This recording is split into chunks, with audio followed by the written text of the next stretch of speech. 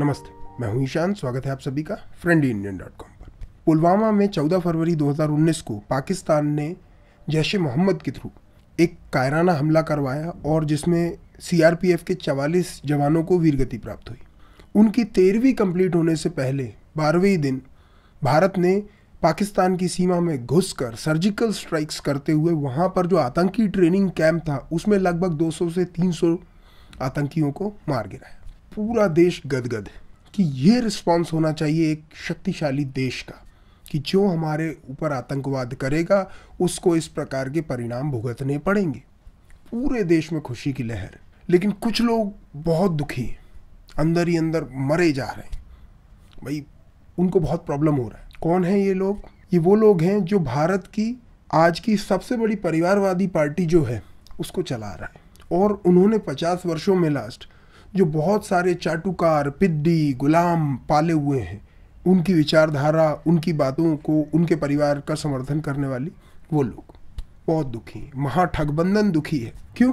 अब इन लोग को डर किस बात का लग रहा है? इन लोग को डर इस बात का लग रहा है कि ये जो काम हमने करना चालू किया है सर्जिकल स्ट्राइक्स का, ये तो मोदी के शासन में हुआ है। इसका क्रेडिट मोदी को ना मिल जाए, इसका क्रेडिट हिंदुत्व को ना मिल जाए। क्यों? क्योंकि जनता तो इसे बहुत पसंद कर रही है। जनता को बड़ा अच्छा लग रहा है कि हाँ, सालों को मारो आतंकवादियों को चुन चुन के, ठोक ठोक के। लेकिन एक बात बताइए, एयरफोर्स का क्रेडिट है, सब एक एक बच्चा भारत का जानता है, लेकिन क्या भारत के पॉलिटिकल एस्टेब्लिशमेंट जो आज है उसको कोई क्रेडिट नहीं जाता? सब कोई जानते हैं, अवश्य जाता है। मोदी जी को कोई क्रेडिट नहीं जाता? अवश्य जाता है। और क्यों जाता है उसके मैं आपको बहुत सारे रीजंस देता हूँ। आप खुद मेरे आर्ग्यूमेंट्स को सुन के डिसाइड कर लीजिएगा कि लेफ्टीज सही बोल रहे हैं या हम सही बोल रहे हैं। पूरी दुनिया ये बात जानती है कि भारत में आतंकवादी हमले होना कोई आज से थोड़ा ही हो रहा है, ये तो दशकों से हो रहा है।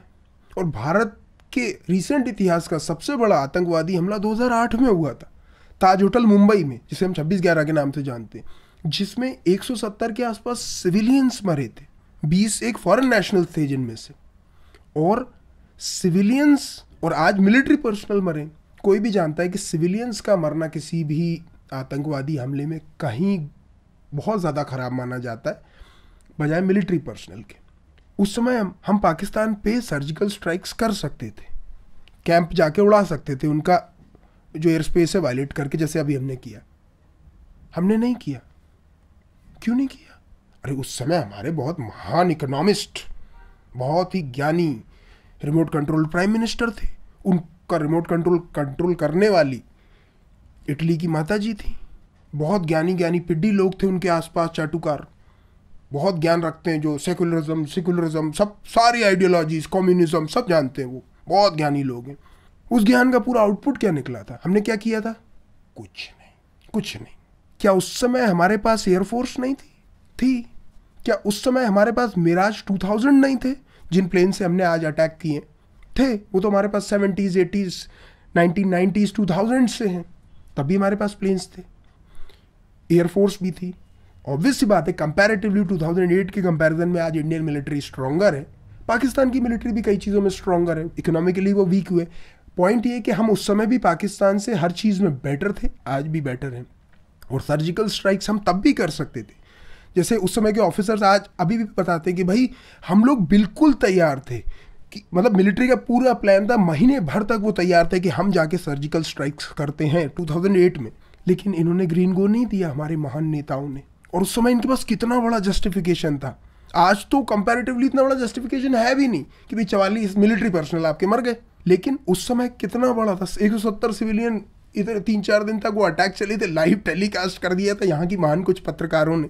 और उस समय की सरकार हाथ पे हाथ रख के बैठी रही थी। देखिए, बड़ी साधारण सी बात है, आप में कितनी भी शक्ति हो, भारत में कितनी भी शक्ति हो, लेकिन उस शक्ति को यूज़ करने की हिम्मत ही ना हो, तो शक्ति तो पूरी तरीके से व्यर्थ है ना। कितनी भी अच्छी एयरफोर्स हो, कितने भी अच्छे जेट्स हो, लेकिन साहब पॉलिटिकल विल ही नहीं है, पॉलिटिक वाले अप्रूव ही नहीं कर रहे कि अटैक कर दो या एक सर्जिकल स्ट्राइक करो, तो कैसे करोगे?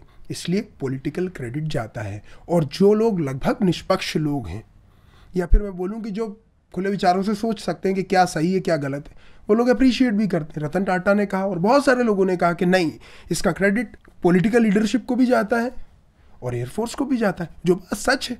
कुछ लोगों का प्रश्न ये होगा कि भाई पुलवामा में जो जवान मारे गए उसकी रिस्पॉन्सिबिलिटी भी मोदी की होनी चाहिए।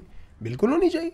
भारत देश के अंदर कुछ भी XYZ हो रहा है उसकी मॉरल रिस्पॉन्सिबिलिटी तो लगभग मोदी की है ही, बिल्कुल है। लेकिन जनता ओवरऑल ये बात समझती है कि कितना भी इंटेलिजेंस गैदर कर लो, कितनी भी सर्वेलेंस लगा लो, कितनी भी फेंसिंग कर लो, अगर टेररिस्ट अटैक करना चाह रहे हैं तो 2-4 अटैक तो हो ही जाएंगे। आप नहीं रोक सकते, अमेरिका नहीं रोक सकता, इजराइल नहीं रोक सकता, कोई नहीं रोक सकता।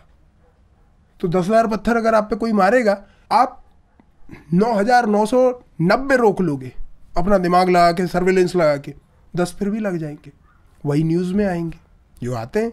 आपको क्या पता है कितने कितने सारे अटैक्स इंडियन इंटेलिजेंस और सारी चीज़ें उसको मिलके डिसबैंड करती हैं? नहीं पता। जो हो जाते हैं वही पता पड़ते।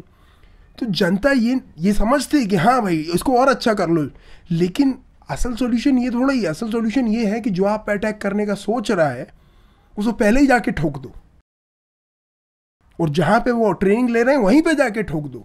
यही किया। इसीलिए तो सब बहुत खुश है कि ये है असली रिस्पॉन्स। यही इजराइल करता है, यही अमेरिका करता है, यही कोई भी सशक्त देश करता है। भारत अभी तक लिबलिबा गिलबिला देश बना रहा। क्यों? क्योंकि यहाँ पे बकवास सी विचारधारा अभी तक शासन करती थी। हम कोई देश है ही नहीं, हम पे तो हमेशा ही से शासन होते रहा, हमारी कोई विचारधारा है ही नहीं, हिंदू कोई धर्म है ही नहीं, ऐसे ही है सब, गांधीवाद, नेहरूवाद, सोशलिज्म, फलानिज्म। मतलब इंडिया में जो सब पैदा हुआ, इंडिया की जो विचारधारा, उसको छोड़ के सारे इज्म लगा लो बस। इसका परिणाम क्या हुआ? 70 साल में भारत के अंदर तुम टॉयलेट तक हर इंसान के लिए नहीं बना पाए। ये है तुम्हारा अचीवमेंट। 2014 में शासन बदला, सोच बदली, एक ऑल्टरनेटिव दर्शन जो है वो आया, जिसका सोच बड़ा क्लियर है। भारत हमेशा से एक प्राचीन सभ्यता है। ये 8-10 हज़ार साल पुरानी मिनिमम मॉडर्न हिस्ट्री के हिसाब से ये सभ्यता है। हम हमेशा से बहुत सारी चीज़ों में एडवांस थे। One of the first civilisations we are. हमने अपनी ग्लोरी खोई, गलतियां की, टूटे पिटे कटे। Now we need to bounce back. ये जो दर्शन आता है महाराणा प्रताप से, शिवाजी से, चाणक्य से, गोलवलकर, फिर सावरकर, और उसी के वैचारिक वंशज मोदी जी हैं। वही विचारधारा हिंदुत्व की, कि ये नहीं चलेगा कि हर दूसरा खजेला आके आपको कुछ भी कर जाए, आप बोलो रेंदो साहब, पता ही नहीं, हो ही नहीं रहा, ऐसे ही नहीं। कोई मारेगा वो पिटेगा प्रोपोर्शनेट रिस्पॉन्स में, फिर मारेगा, फिर और पिटेगा। हम किसी को छेड़ेंगे नहीं, अगर छेड़ेगा तो छोड़ेंगे नहीं, सिंपल। तो ये दर्शन बड़ा क्लियर सोचता है कि अगर कोई ये सोच रहा है कि नहीं साहब हिंदू काफिर हैं, गजवाए हिंद कर दूंगा, जाऊंगा, फट जाऊंगा, तो भैया हमें उसे तुरंत उसकी 72 हूरों के पास भेजने में किसी भी प्रकार की कोई भी मॉरल प्रॉब्लम नहीं। ठोक दो साले को, ठोक दिया। और हाँ, कांग्रेस ने रिस्पॉन्स दिया था 2008 अटैक्स का, लेकिन आप बहरा जाएंगे क्या रिस्पॉन्स किया था उन्होंने हमें बताया था कि भाई ये जो 2008 का अटैक है मुंबई में, 170 लोग जिसमें मरे, ये आरएसएस की साजिश है। ये आरएसएस की साजिश है, ये हिंदू आतंकवाद है। ओसामा जी, हाफिज सईद साहब, अफजल जी, तो भैया ऐसा है, श्रेय तो जाता है किसी गधे से गधे व्यक्ति को भी दिखता है कि हाँ श्रेय तो जाता है, पॉलिटिकल एस्टेब्लिशमेंट को जाता है, उसके पीछे जो विचारधारा है उसको जाता है। और ये जो नया भारत है जिसके अंदर नई उमंग है, एक नई विचारधारा के साथ, उसको जाता है। अंत में धन्यवाद, नमस्ते, भारत माता की जय।